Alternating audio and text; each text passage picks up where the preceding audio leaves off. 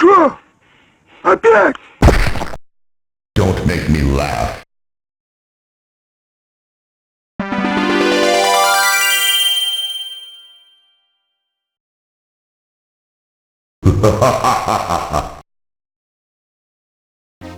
Здравствуйте! Этот выпуск также является продолжением предыдущего выпуска. Как мы все помним, в ранние 90-е в индустрии видеоигр доминировали две компании – это Sega и Nintendo.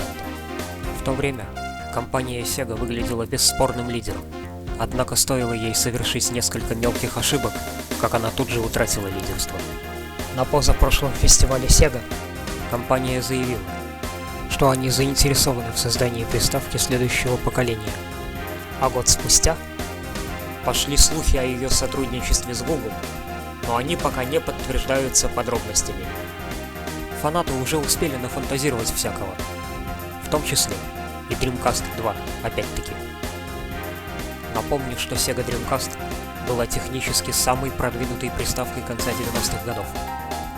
И одновременно она оказалась последним гвоздем в гробу компании.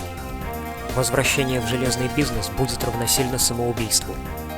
Ведь рынком игровых приставок безоговорочно владеют такие гиганты, как Sony, Microsoft и Nintendo. А рынок казуальных игр продолжают поглощать мобильные игры. Но мы можем помечтать. Так один цифровой художник нарисовал эскизы того, как бы Dreamcast 2 выглядела в настоящее время. Хотя это всего лишь рисунки, однако это показывает, как сильно мы скучаем по компании Sega. Мечтать не вредно, но лишь до тех пор, пока это не переходит в манию, в патологию. Кстати, об этом. Что там с Sega Sparta? Вот странность. Не прошло и 2 дней после выхода предыдущего выпуска, как на сайте появилась таки новость о том, что проект действует и что они тяжело работают над ним. Поэтому им некогда публиковать новости. Майнинг на процессоре в разделе новостей теперь по умолчанию выключен. Причем все это последовало именно после выхода предыдущего выпуска на нашем канале. Совпадение? Не думаю. И до сих пор отсутствуют сведения об аппаратной архитектуре самой приставки. То есть четкая конфигурация системы до сих пор не составлена. Последняя новость была про новый контроллер. Представлен лишь цифровой рисунок. Нет ни макета, ни прототипа.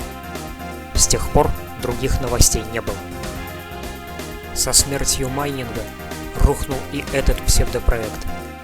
Сдулись и все те параноики, которые призывали верить в этот проект. В целом все произошло так, как я говорил в предыдущем выпуске. Этот Крис, глава проекта, на которого так часто ссылались, намайнил побольше с наивных фанатов и сбежал, когда майнинг стал нерентабельным. Но мы не дураки. Подведем итоги. Atari VCS выглядит привлекательнее, чем эта мифическая Sega Sparta. Возвращение компании Atari в железный бизнес также выглядит более реальным. Кончайте уже с этой психушкой. Лучше наберитесь терпения и дождитесь новостей от самой компании Sega относительно ее планов сделать приставку следующего поколения. А пока достаньте свои Mega Drive, стряхните с них пыль и паутину и дождитесь выхода игры Paprium. Выйдет она или нет, пока не очень ясно. Но об этом поговорим в одном из следующих выпусков. Пока!